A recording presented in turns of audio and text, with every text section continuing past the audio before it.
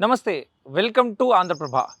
సోనం వాంగ్చుక్ ఇది చాలా మందికి తెలిసిన పేరు. అండ్ చాలా ప్రొటెస్ట్‌లో చాలా యాక్టివ్‌గా పార్టిసిపేట్ చేసిన పర్సన్. ప్రధానంగా లదాఖ్ కోసం తన గళాన్ని వినిపించిన పర్సన్. ఏదైతే సోనం వాంగ్చుక్ గారు ఉన్నారో సీజేపీ పార్టీ తలపెట్టిన ప్రొటెస్ట్‌లో చాలా యాక్టివ్‌గా పాల్గొంటున్న పర్సన్. అండ్ అలాగే మన హైదరాబాద్‌లో తలపెట్టిన ప్రొటెస్ట్‌లో కూడా తన గళాన్ని వినిపించిన పర్సన్. అండ్ తను అదే విధంగా తన గళాన్ని పలు రాష్ట్రాలలో చేపట్టిన నిరసనలో కూడా ప్రధానంగా వెళ్ళి ప్రత్యక్షంగా అక్కడ ప్రొటెస్ట్‌లో పాల్గొని తన గళాన్ని వినిపిస్తూ స్టూడెంట్స్ బాధలను కూడా తెలియపరిచిన పరిస్థితి. అండ్ రీసెంట్‌గా బెంగుళూరుకి కూడా వెళ్ళిన పరిస్థితి. అండ్ రీసెంట్‌గా చూసుకుంటే సోనం వాంగ్చుక్ ఎవరైతే ఉన్నారో తను దాదాపు 26 రోజులు నిరాహార దీక్ష చేసినారో, ఏదైతే నీట్ పేపర్ లీకేజ్ మీద నిరసన వ్యక్తం చేస్తూ సీజేపీ పార్టీ నాయకులకు కానీ, కార్యకర్తలకు కానీ, స్టూడెంట్స్‌కి కానీ సంఘీభావం తెలుపుతూ నేను కూడా నా వంతు కృషి చేస్తాను, నా వంతు గళాన్ని వినిపిస్తాను అని చెప్పేసి తను ప్రత్యక్షంగా వచ్చి ఆ నిరసనలో కూర్చొని తన గళాన్ని వినిపించిన పరిస్థితి. అండ్ దాదాపు 26 రోజుల నుంచి తను నిరాహార దీక్ష చేసిన పరిస్థితి.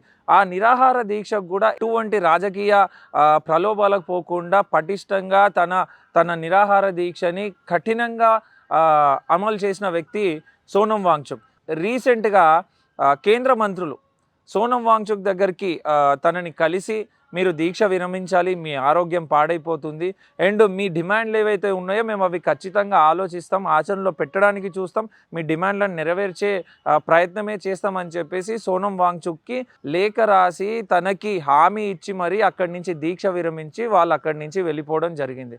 అండ్ రీసెంట్గా మనం చూసుకుంటే నిన్న సోనం వాంగ్చుక్ చాలా బాధాకరంగా, చాలా గుండెల్లోతు బాధతో తను ఒక వీడియోని కూడా రిలీజ్ చేయడం జరిగింది. అది ఏంటంటే చాలామంది సోనం వాంగ్చుక్ని విమర్శిస్తూ కేంద్ర మంత్రులతో నువ్వు ఒప్పందం కుదుర్చుకున్నావు, అందుకే నువ్వు దీక్ష విరమించినావు అని చెప్పేసి తన మీద విమర్శలు గుప్పిస్తున్న పరిస్థితి. బట్ సోనం వాంగ్చుక్ వాళ్ళందరికీ మీకు అందరికీ సమాధానం చెప్పాలా, 26 రోజులు నేను నిరాహార దీక్ష చేసినాను, దాదాపు 11 కేజీల బరువుని నేను కోల్పోయినాను, నా బాడీ బరువుని. ఎవరి కోసం చేసినాను నేను ఇదంతా, స్టూడెంట్స్ కోసం కాదా, దేశం కోసం కాదా అని చెప్పేసి సోనం వాంగ్చుక్ తన బాధని, తన ఆవేదనని వెలిబుస్తున్న పరిస్థితి కూడా మనకు కనిపిస్తుంది.